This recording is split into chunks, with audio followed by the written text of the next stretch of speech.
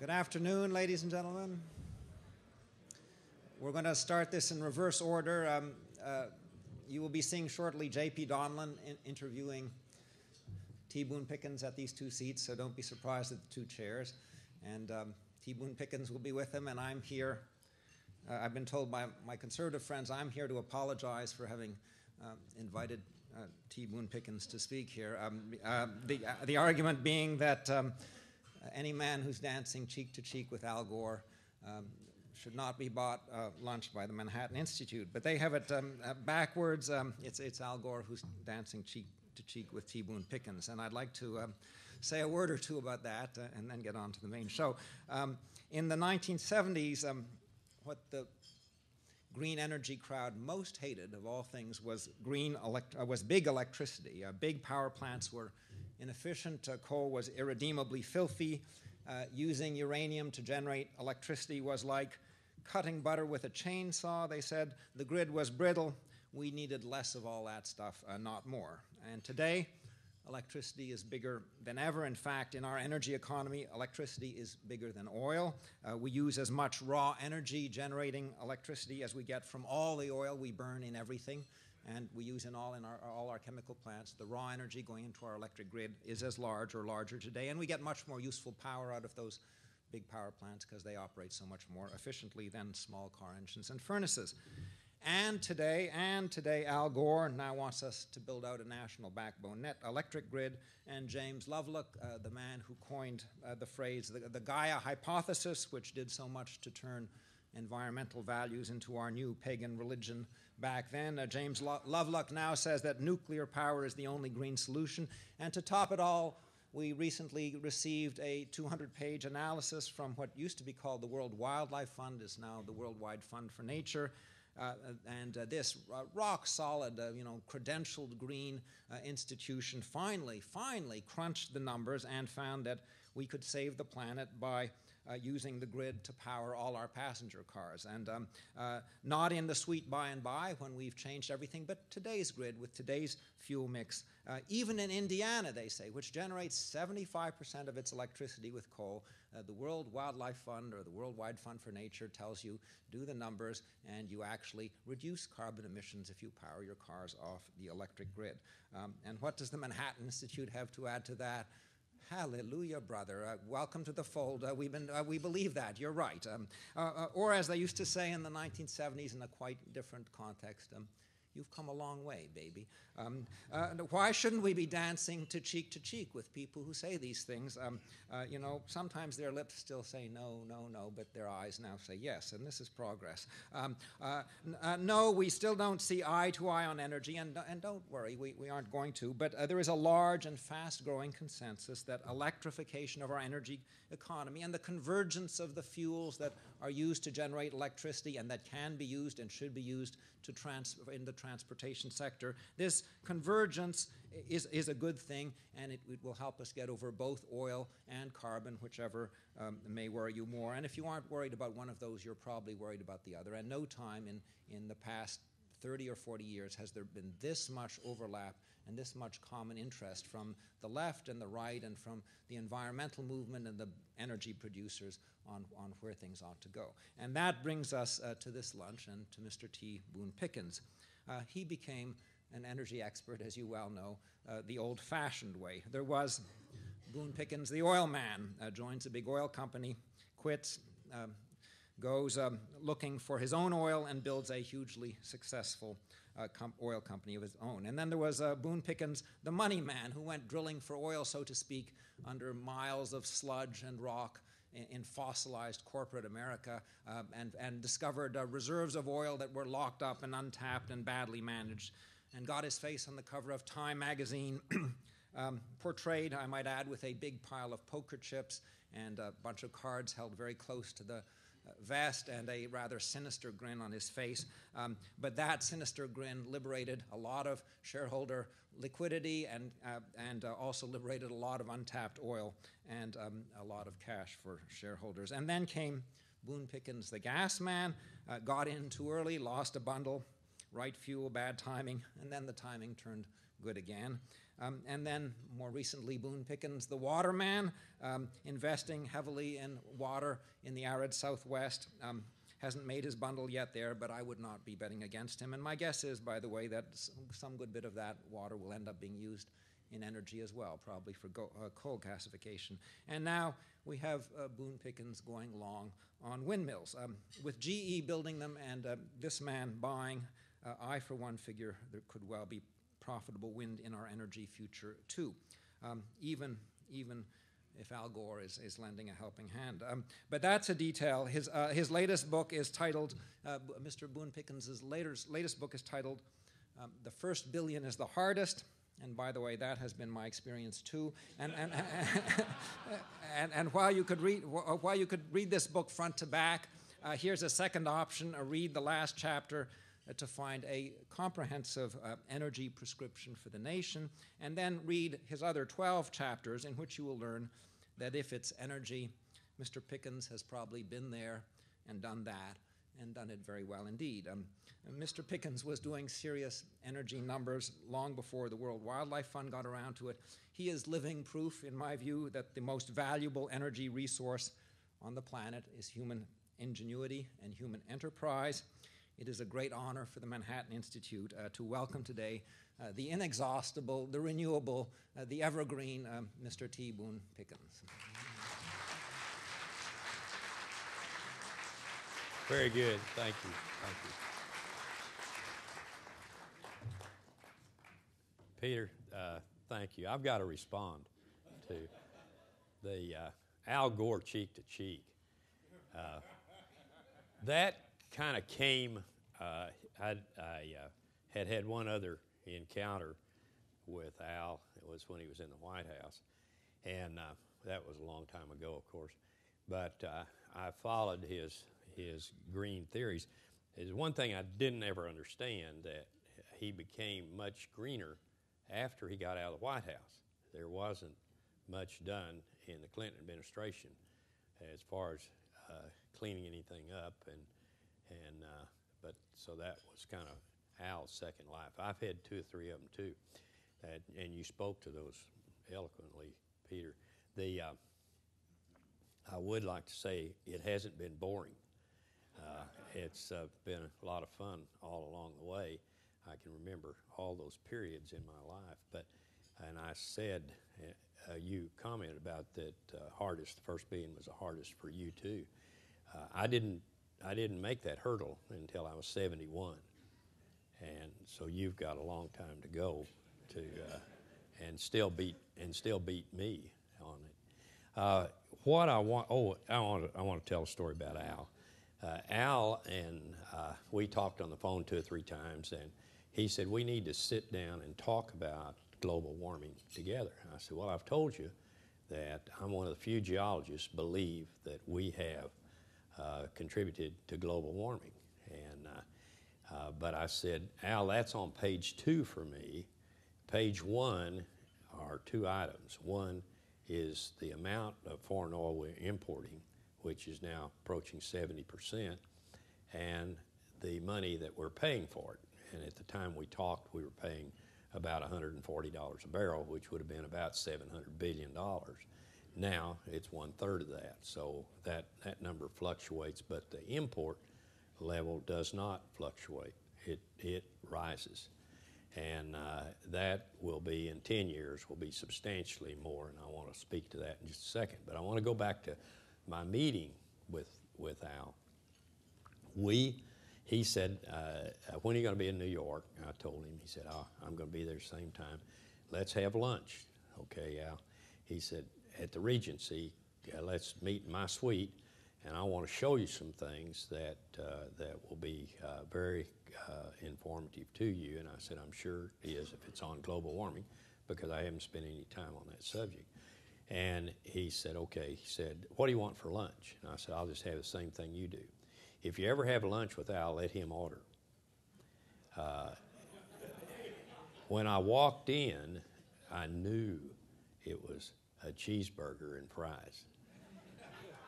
I won't order it, but I'll damn sure eat it. So we had a cheeseburger and fries and talked, and it was very it was a good meeting, and he said, could we join together? And I said, I'm not at odds with what you're trying to do, Al, but I said, it confuses what I'm trying to do. And I said, so I'll get my page 1 fixed, and if I have any energy left at that point, I said, I'll help you on page 2. But I said, yours is definitely not on page 1. Okay, now page 1 for me is that we're importing almost 70% of our oil. If we do nothing more than what we've done for 40 years, this country has had no energy plan. Now, we passed some energy legislation. Was it a plan? No, it wasn't a plan. It was kind of throwing darts or hit and miss, or it was something that comes out of Washington that doesn't amount to anything. We've done nothing about our dependency on foreign oil. And it started, the first time I became very conscious of this, was Richard Nixon said in 1970, we will not be importing any foreign oil by the end of this decade. At that point, we were importing 24% of our oil. At the end of the decade, it was like 28%. It meant nothing. He did nothing. It was never mentioned again. So you went out. So you started to have people run for president, either Democrat or Republican, didn't make any difference. They seemed absolutely obsessed with the idea that if they were made president, we will be energy independent. And they said it over and over and over again. I got so, the word that bugs me now, the most used word in our vocabulary is basically. If you've noticed, it's basically. And I try very desperately not to say it because I'm so conscious of it. But everybody that ran for president said, elect me and we'll be energy independent. Never was it even mentioned that I ever heard. And I spoke to the Washington Press Club the other day, and from the floor I was asked the question, who do you blame for the predicament that America's in on our dependency of foreign oil? I said, you. So I blame. Me? How could you blame me? I said, you're in the press, aren't you? He said, yes. I said, why didn't you ever ask any of these people? You haven't done anything about making us energy independent. You've done nothing. Why didn't you ask them? And I said, at the same time I blame you, I blame me. I blame you. All of us are to blame for where we are today. We should have done something about it. And the weakness of the whole argument or predicament or whatever that we're in is cheap oil. Cheap oil did it. Now, as we imported more and more, by the time we got to the Gulf War in 91, we were about 50%. So I started making speeches, or I make speeches, but I started to put it in my speeches that we are, by the end of the decade, 2000, I said we'll be importing 60% of our oil. And that drew a couple of comments or columns that I didn't know what I was talking about. No way would we be 60% by 2000. We were, though. And we proceeded to step right on up. An average oil well in America is 5 barrels a day, and an average oil well in Saudi Arabia is 5,000 barrels a day. We are a marginal producer. That's all there is to it. And don't count on any great discoveries off the West Coast or the East Coast of the United States. And if they open up the eastern Gulf of Mexico, where now people write silly stories about the Chinese are going to steal all the oil from us off the Florida coast by drilling wells in Cuba and horizontal wells come under the Gulf. Forget all that. Read funny papers. It's more interesting than silly stuff like that. Then ANWR. Don't have the idea that the Arctic coastal plain is going to fix our problem. There's a huge, huge impediment to that. And that is you cannot get any more oil a day out of Alaska than 2 million barrels. That's all the pipeline will carry. That's it. That's the pipeline from Dead Horse down to Valdez, 2 million barrels a day. There's 700,000 barrels in it now. So if ANWR was hugely productive, you still wouldn't have any more than 2 million barrels a day. That's it, max. What do we use? 21 million barrels a day. Well, it's a nice 10%, no question about that. I wouldn't turn it down. But if you go from quickly, and I'm not a good enough geologist to get overly technical, but I am a geologist. But anyway, you go from Prudhoe Bay, which is producing out of the Triassic, and go just east, and the limiting factor on the east side of the field is a fault. That fault, when you cross it, you're now getting closer to Anwar. It's still a few miles. But what happens is the Triassic sediments are not deposited at Anwar. So you don't even have the same reservoir opportunity at Anwar as you have at Prudhoe Bay. Does it mean you're out? No, it doesn't. You still have sediments that you can drill and find, but it's not, your odds went way down when you cut out the Triassic over at Anwar. What do I think you're going to get at Anwar? I hear politicians that get up and say, 20 billion barrels, one of them said, proved. Proved? Yeah, it's crazy. They even haven't drilled a well on Anwar. And they call proved. But there are a lot of silly things that politicians say, as you know, and cause you to gag. But believe it or not, we're stuck with them. And they're going to have some energy legislation. And I think it's going to be legislation that we're all going to like. I think. I can't believe I have this kind of confidence in the Democrats, but somehow I do. In this case, I do have. But here, when you look at Prudhoe Bay, I say that reserves would be 2 to 4 billion barrels and probably closer to 2 than 4. Not 20. The President of the United States says 16 is his number. I asked him, I said, where did that come from? He said, I don't know. Somebody told me it's 16 billion barrels. And so it's, the oil is not there for us. It is not there. We're using 21 million barrels of oil a day, which is 25% of all the oil produced in the world every day. And we have 4% of the population. And the worst thing of all, we only have 3% of the oil reserves in the world. So we're using 25% and have 3% of the reserve. We operate like we have oil. It's exactly the way we operate. I think the people with the oil have been amazed that we continue to use more and more and more oil. If you go look at the last 40 years, for 40 years, we have no plan. Now, go forward 10 years to 2018. Why does time pass so much faster when you get old than it did when you were young? I know I went 25 years wanting to be 18 years old. And now, I'm telling you, I'm click them off so fast I can't believe it. Well, 10 years will come very fast for me. But in 10 years, we'll be importing 75% of our oil unless we do something. 75% of our oil, and I promise you, you're going to be paying $200 to $300 a barrel for it. You've already gotten the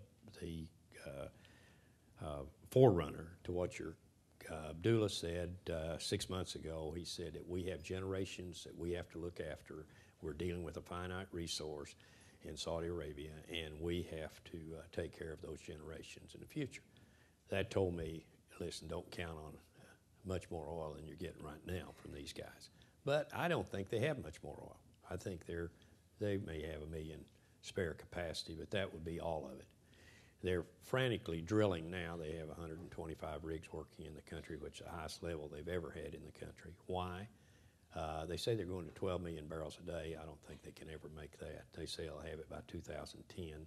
So you'll see whether my prediction is right or not pretty quick. And so here you have, they're at 9.5 million is what they're producing today. The Russians have peaked, and they're now in a decline, and it won't be slow. Once you start in decline on 9 million barrels a day, it steepens and down you go. I know this game very, very well. And what you hate more than anything else, after you've gotten over the excitement of finding an oil field, is the decline of the oil field. because once it starts to decline, you have to replace or you're in liquidation. And that's exactly what's going on. I think you peaked in the world at 85 million barrels a day. Somebody said you couldn't get any more oil out of the country than out of the world than 85 million barrels a day. You could if you turned it over to Exxon. If you took it away from Saudi Aramco, PDVSA, Pemex, and the other state-owned oil companies, yeah, you could. They're very inefficient and all, but that's not going to happen. They're not going to turn anything over to Exxon. But having said, I check on time because I told you I wouldn't go over 10 or 15 minutes. How long have I talked? My wife's dozing. How long? No, I'm serious. Have I gone 15? Okay, all right. Okay, I've set up the problem. I think I've got it well analyzed that we are going to be importing more and more oil unless we do something for ourselves. And now, quickly, the solution that we can save ourselves. We have become extremely fortunate. I say, and the older you get, you start to think more this way.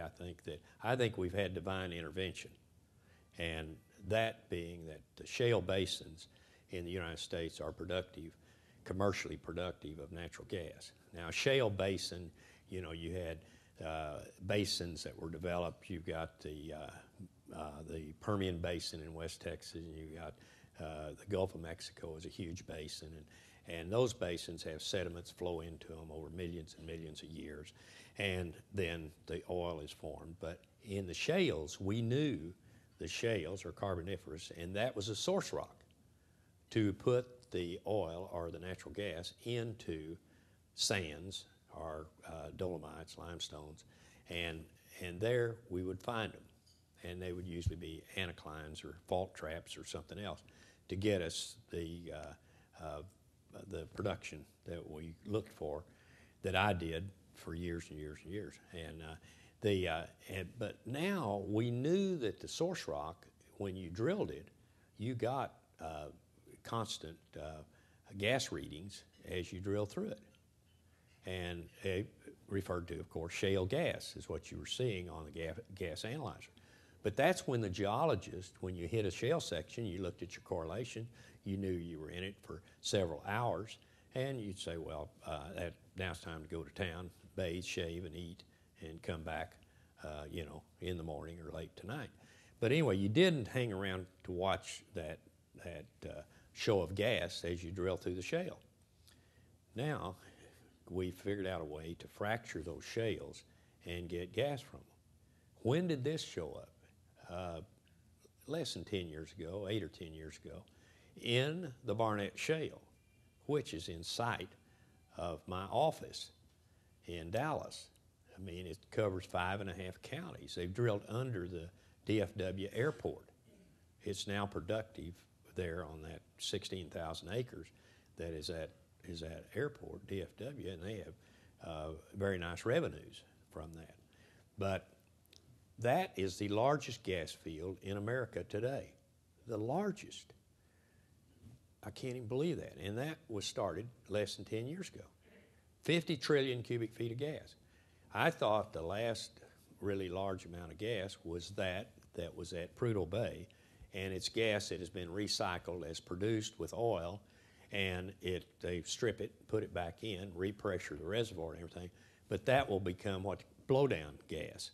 As you finish off the oil field, you'll start to blow down the gas cap, and that's 39 TCF is what it was. I thought that was the biggest left for us in America. Not so. But the Barnett, now the largest, but we move over to the Haynesville, and the Haynesville is North Louisiana. Shale's much thicker, so you're going to get more gas out of it. And the Haynesville looks like it's probably 5 times as big as the Barnett. Then you go to the Marcellus up in Appalachia, and that's probably 3 times larger than the Barnett. And then you've got the Fayetteville in Arkansas, and it's as large as, and the Woodford in Oklahoma, and it's as large as. You got the Barnett in West Texas, and it looks like it'll be as large as the Barnett, the largest one now for us. And then you've got the Horn River up in Canada, which is much bigger than all of them. So what do we have? We have a resource, one resource in America that can replace foreign oil, directly replace foreign oil. One resource, natural gas. I had meetings with Senator Obama and Senator McCain then when they were running, and they wanted to learn in 1 hour what I knew about the oil business. They started from almost zero. And somebody said, how would they grade on energy? I said, if it was a 10-question quiz, they both would flunk the test. They knew practically nothing. And somebody said, well, that's not their business. That's right, it isn't their business. But they're getting ready to be their business, I can tell you that, because and I wanted to elevate this question into the debate, in the presidential debate, as the #1 issue, which I think we made it. McCain said I did on the meeting with him. He said, you got what you wanted. It is now the #1 issue. He said, I have more people ask me about energy than anything else. And then, of course, we went into the economic disaster that we're in right now, and energy got pushed off the side. That's only briefly, though. It'll be back because we're importing almost 70% of our oil. That's going to hang over us. I think that I've elevated that into the minds of a lot of people in America and the politicians in America, that something has to be done about our security. And that's a security issue. It doesn't have anything to do with economics at that level. But we could be brought to our knees. And we do have the SPR, and we can pull out a strategic petroleum reserve. We got 750 million barrels in there. And that can carry us for a little while.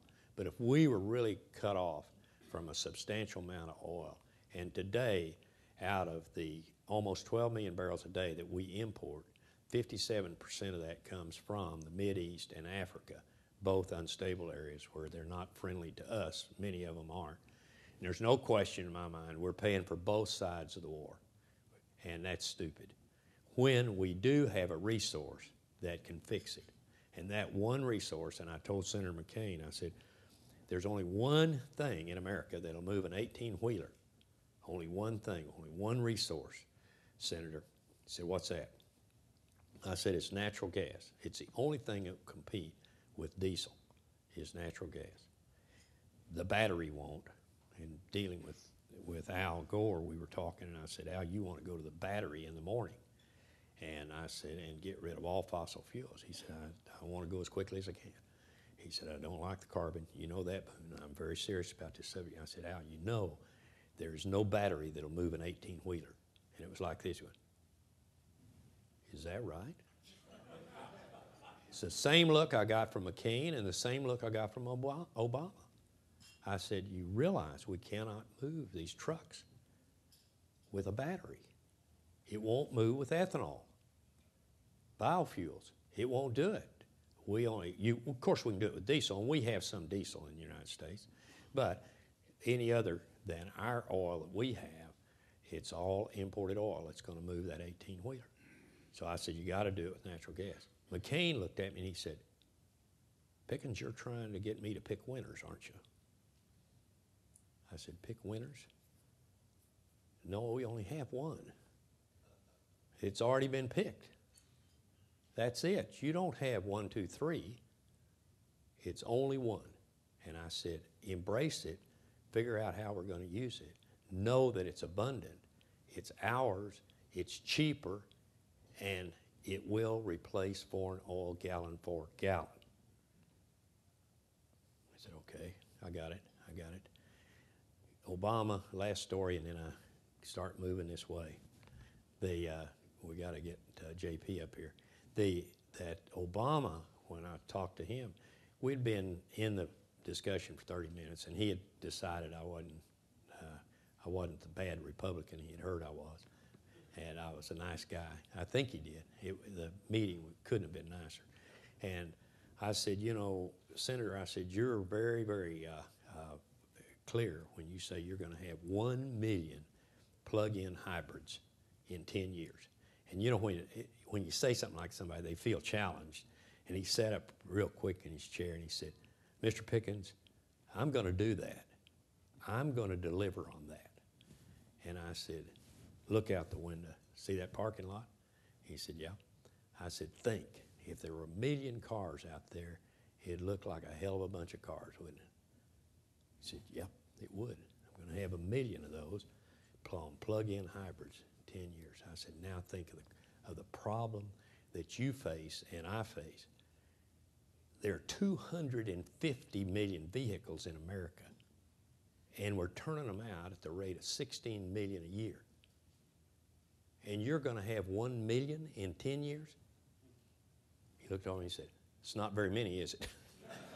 Hell no, it's not very many. And what I'm telling you, the people in Washington have no idea of the magnitude of the problem that we face.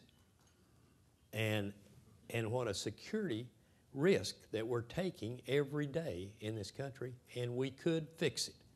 It can be fixed. Okay, I know I've gone way over time. How long have I gone? Thanks. Thank you. You slipped up on me. You're too big to slip up on people. Sit in the far chair. Okay.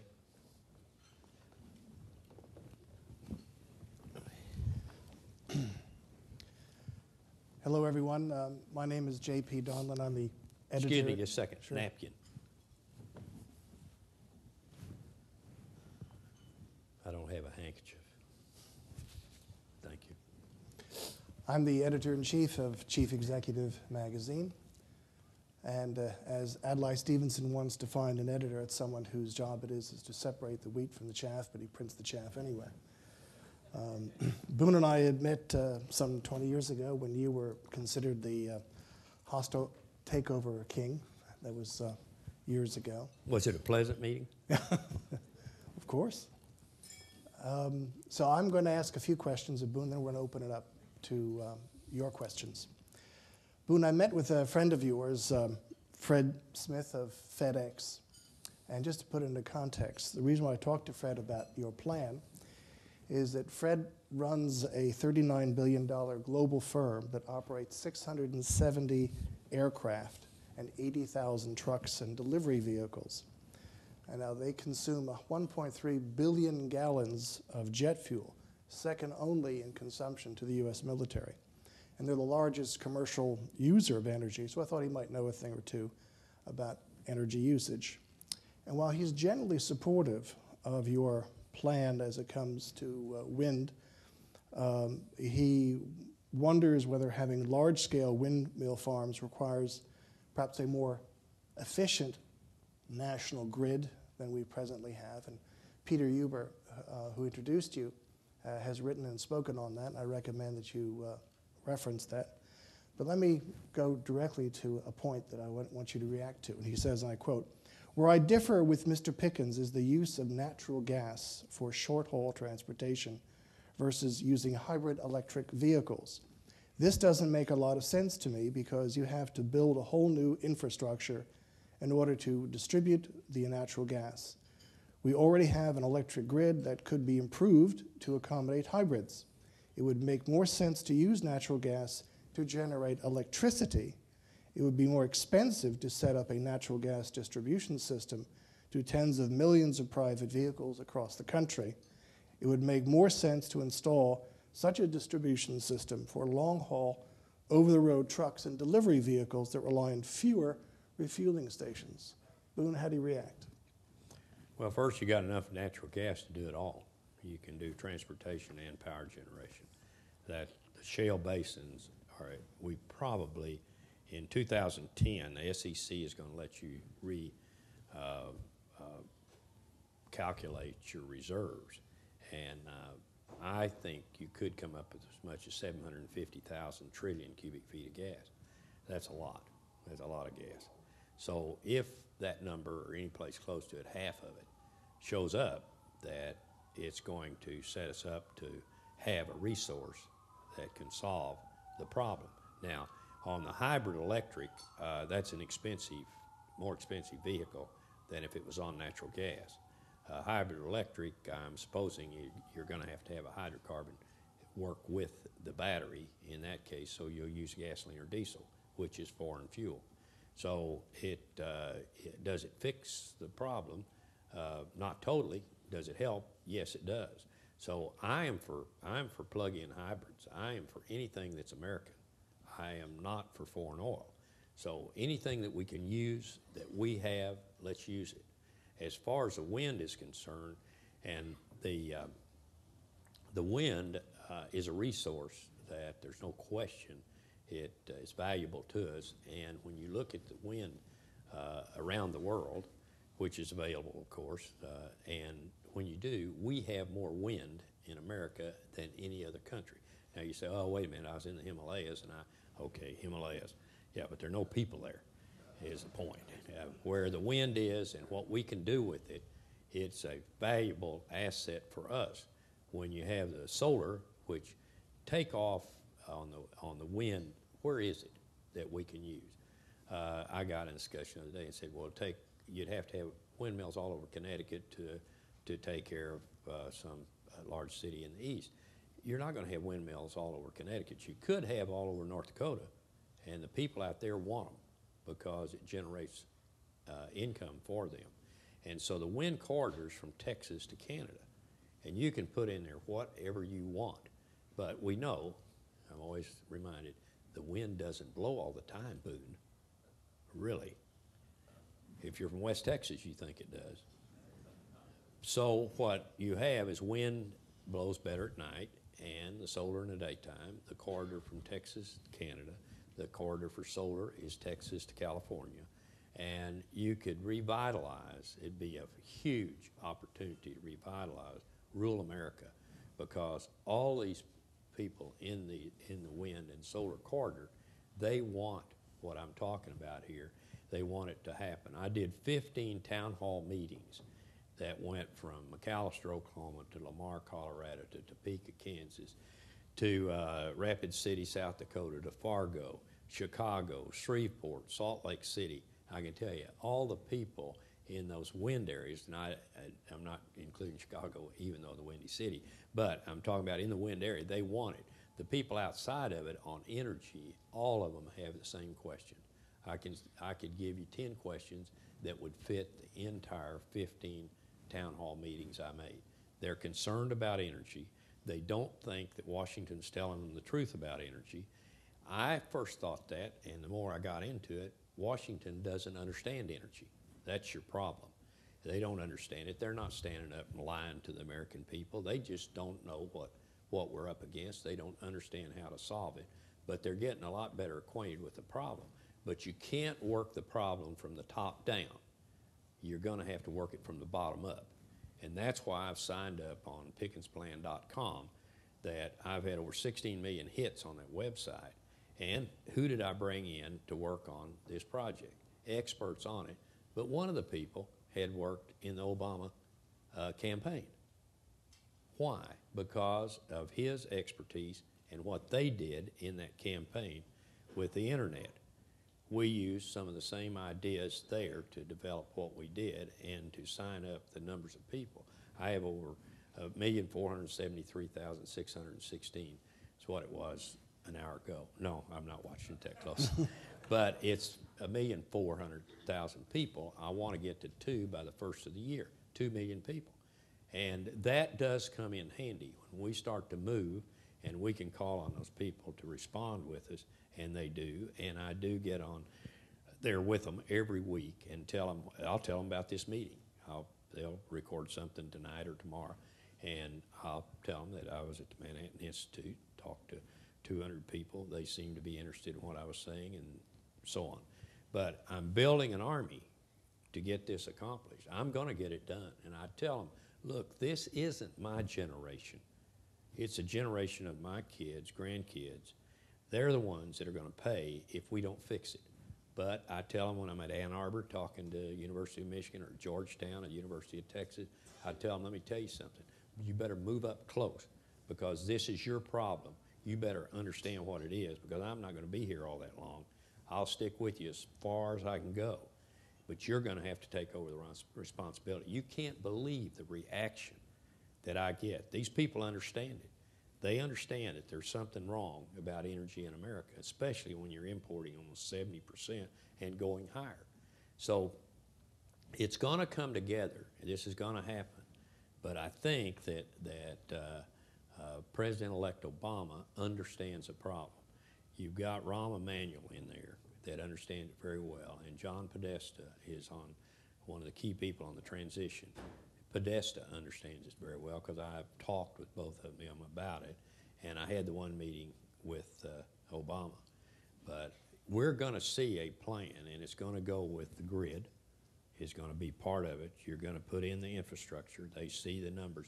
If you just took the Department of Energy study that was released in April of '07, and they show you where you can put 200,000 megawatts of wind power in the corridor that from Texas to Canada, you put it in there, you will create 138,000 jobs the first year, and by the time you complete the entire 200,000 megawatts in 10 years, you will then you would employ 3.5 million people.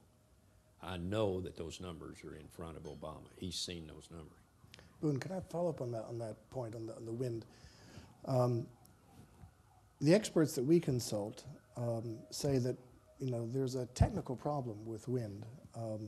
For one thing, even the best wind farms generate only about 30% of their theoretical capacity. It doesn't blow all the time, does it? No, but also the wind now is close to an electric grid where it can go to where it is consumed, where the electricity is consumed.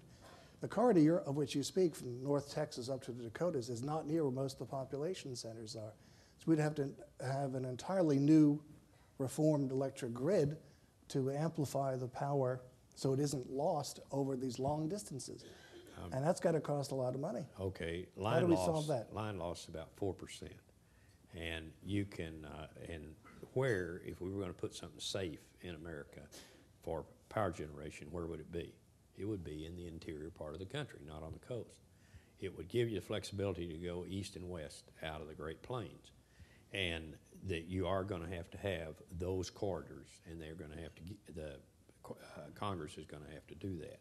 I'm supposing it'll come, FERC will be given the power to do that like they do the gas pipelines.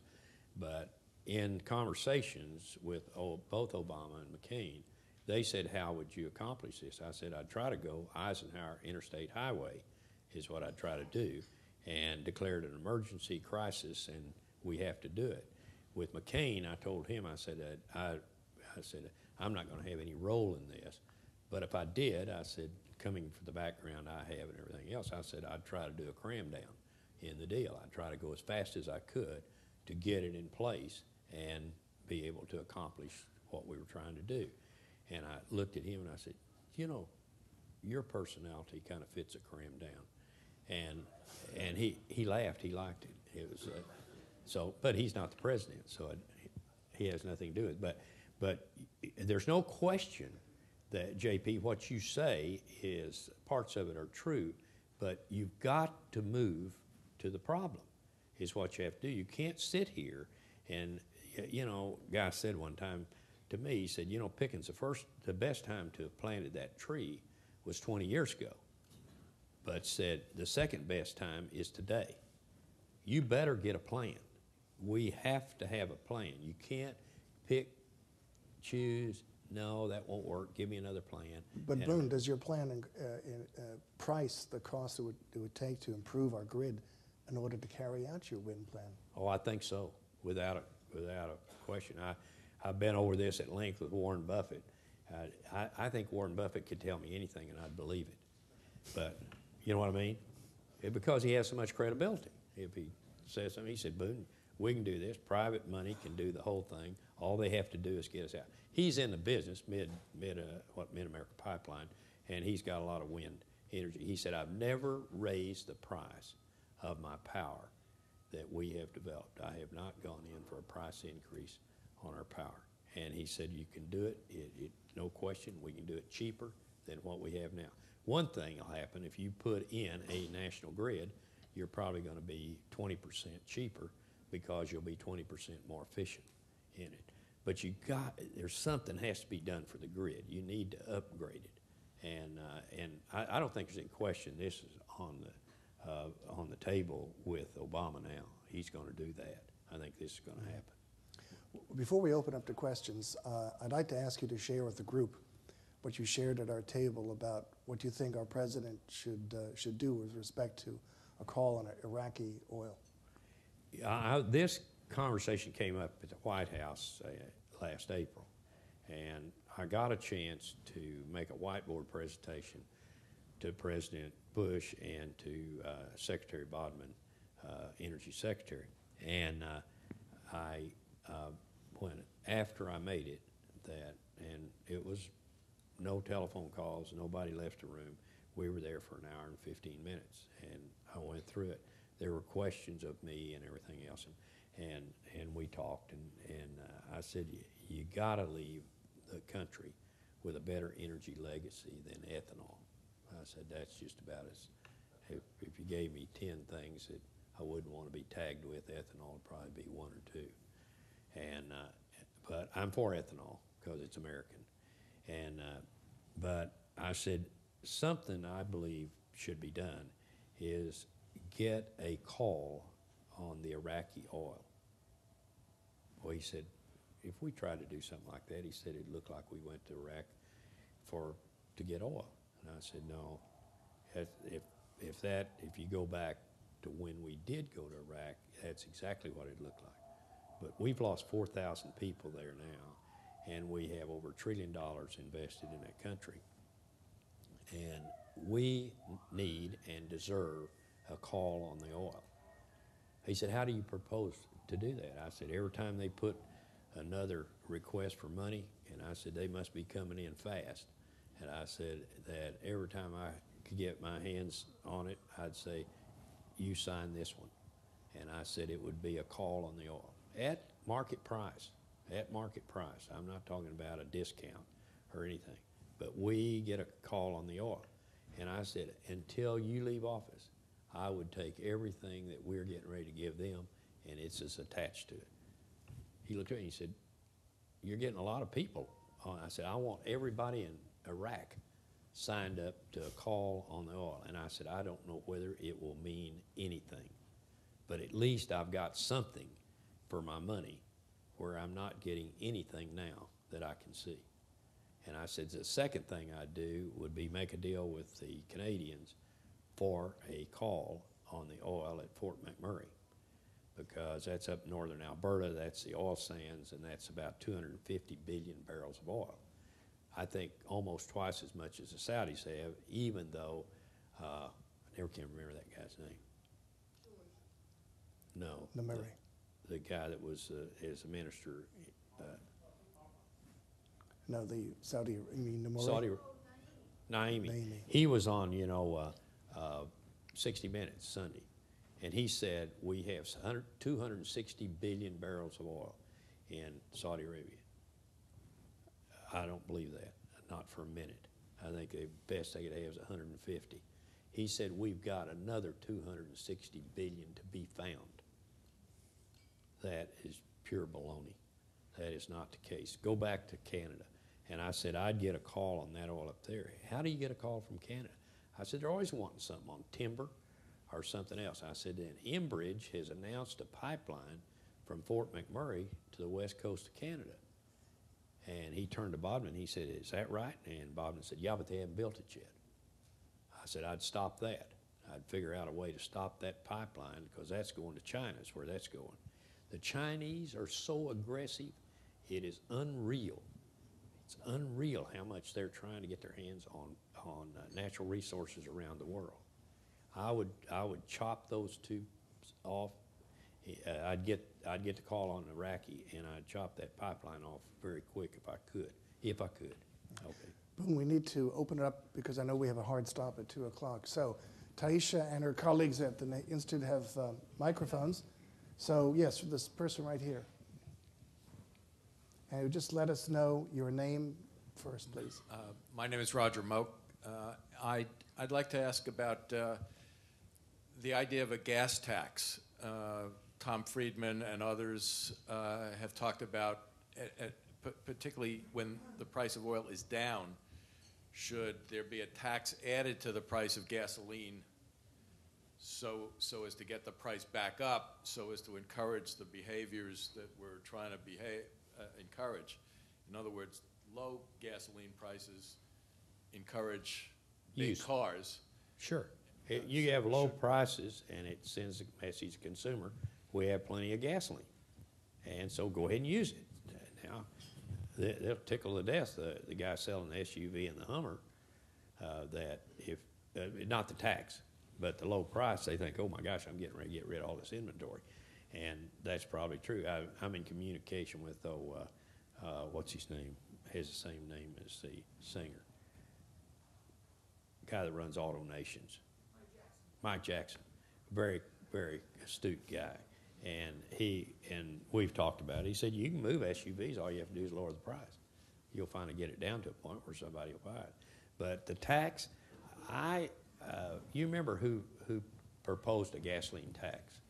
Was Ross Perot. You remember that?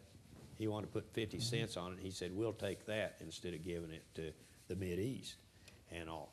A tax, there's no question that if you raise the price, you will kill the demand.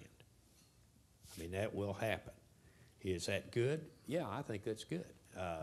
I'm hesitant to talk about raising taxes because I'm trying to keep my message so clear that I don't want to complicate it with let somebody else do that one, but I certainly would not speak against it. But raise the taxes. But we need more than anything is to get off their oil. And if that helps do it, and it would help, I would do it. Question here in the middle. Yeah. Just let us know who you are. My name is Bill Tucker. I used to write for New York Sun. I'm the author of this book, Terrestrial Energy. Get it up for the camera there. Oh, that's a good book, by the way. I read it. I do recommend that book. Oh, thank you. Thank you very much. It's a case for nuclear power. There's a couple of things I'd like to add. We do produce 20%. As far as replacing electricity, the 20% that we use of gas that we use for electricity, I make the case that nuclear is by far the best. There was a thing on the wire that environmentalists are starting to criticize your windmills, and one of them made the argument, well, a square mile, a nuclear plant occupies a square mile. To get the same amount of electricity, you need 120 square miles. That's right. Which is true, yes, right. My simple question is this, though. If there were not so many subsidies for wind and you didn't have these renewable portfolio laws which more or less mandate that the states buy the wind, and if we didn't have these 3 to 5 year permit processes to even get started building a nuclear plant, would you yourself be more interested in investing in nuclear power? Okay, answer to your question, I'm for nuclear. I mean, no question, I'm for nuclear. I have no problem with it at all. As far as the wind's concerned, and you're talking about the subsidies and all, you're looking at if you're going to do 200,000 megawatts, it's going to be $15 billion a year for a production tax credit. Okay, 10 years, you'll have the job done. It's $150 billion. When you look over and compare that if you're paying $700 billion for foreign oil, remember, the wind is not going to replace foreign oil. The only thing that replaces foreign oil directly will be natural gas. That's it. Or if you did a plug-in hybrid, and no question that helps because that'll be a gasoline trade-off. But the wind, you have to go to it. But you have to go to the nuclear too. Go to both of them. But the nuclear, just count on, is going to be hard to do. You're not going to get anybody that's going to tell you you're going to be permitted quickly and you're going to be able to construct the plant quickly. You've got the plant that's going on right now that everybody's watching. I think it's in France. That was originally commissioned for $2 billion. Is now gone over $5.5 billion. So the cost when we built the big plant in Texas, that I think it was original was $2 billion. It ended up costing $20 billion. So its costs are wild when you get into nuclear. But I'm for it. I'm for nuclear. We have time for 2 more questions. We have a question there, and can we bring a microphone to John Stossel up here on the right? Stanley Goldstein. Mr. Pickens, thank you for being here. I think you suggested a very subtle stock tip when you said that oil will be $200 or $300 in a few years, if oil is less than 50 right now, that's the best tip in the world. How sure are you about those prices? Well, I'm positive. Is that sure enough? Can I combine questions there? Because that was my question too. You were on Meet the Press a couple weeks back, and you were educating the clueless host beautifully about markets. And you at one point said, "I'll bet $10 it'll be over 100 in a year." Well, I'll bet you $10,000 payable to the Manhattan Institute. Okay. Would you take that bet? Wait a minute. What's the bet? That a year from that Meet the Press 2 weeks ago, that the price of oil will be over $100 a barrel. Well, I'm going to bet with you. I promise you and I'll get a bet before we leave here. But what's hold the happened stakes? over that period of time? The economy's gotten worse. Okay, so I'll take that bet if you'll move it out to the first quarter of 2010. Maybe he knows something you don't, John. That's it. You're exactly right.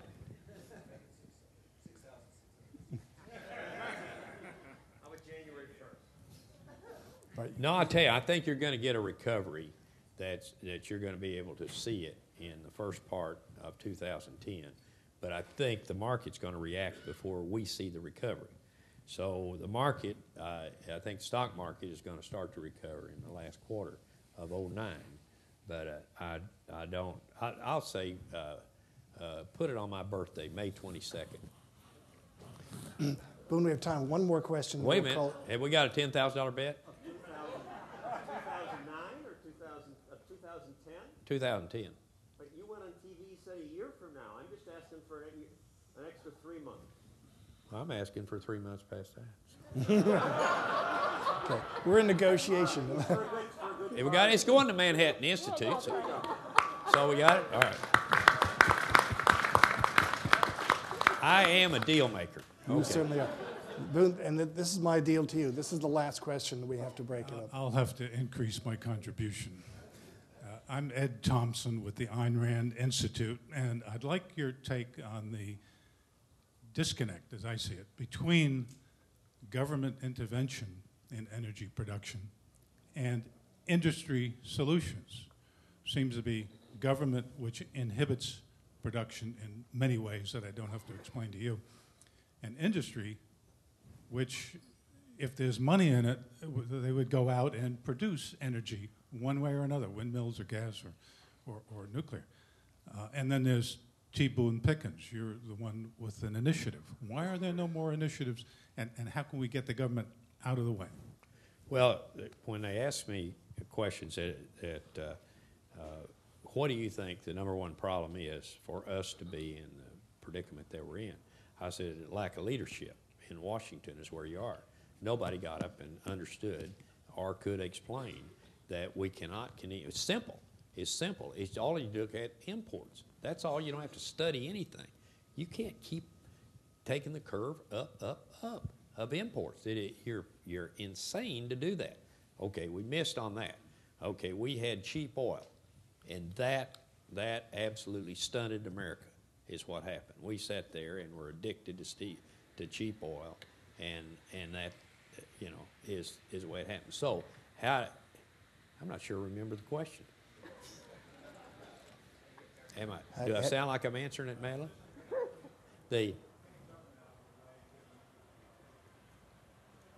Encouraging entrepreneurship to get the job done. Yeah, you're gonna entrepreneurship. Gosh, that goes back. The greatest guy in entrepreneurship was Ronald Reagan. Do you all remember him? Will we ever have another president like Ronald Reagan? God, I hope so. We need one. But I'm not answering the question. But give me the question again. Make it quick. I was asking about the disconnect between, or the battle between government controls, which inhibit production of energy, Okay, I got and industry initiative. Where's everybody except for you? you're talking about the OCS, that they won't let you into the OCS, you don't let you They into won't federal let you. lands. They won't let you drill anywhere. Okay. Oh, they will. Yeah. There's legal restrictions with regard to nuclear Okay, and so forth. what I'm proposing, you have the gas to accomplish what I'm saying. On the wind, you're going to have some help on moving the power out from east and west out of the Great Plains. But it's right now, you may be coming from a point that if they let you drill off the West Coast, OCS, and the East Coast, and then the Eastern Gulf and Anwar, that you're shaking your head yes. Yeah, okay, if they'd open that up to you, I don't think you could help yourself more than 2 million barrels a day. Does it help? Of course it helps. It's 10% of what we need every day. But people have the idea, you know, when we got up there at the convention, they were saying, drill, baby, drill, and all this crazy stuff. There were people that thought that if the federal government said, drill the OCS, Anwar, that you can solve the problem. That is totally, again, the problem is, and please on a close, this is a close, I know, but focus on this point, that the picture is so much bigger than anybody imagines. It's like Obama and 1 million cars. Drill, baby, drill, and we're going to solve the problem. It's everything from your remark here about nuclear. We need all of it, every bit of it. We need it. We need biofuels. Ethanol isn't all bad. It's better than foreign oil. And you go down the list of what we have to work with, we need to work with everything we've got. But when this opens up, and people in America, I hope we don't have a disaster that causes us to say we are at war. We have to figure our way out of the problem.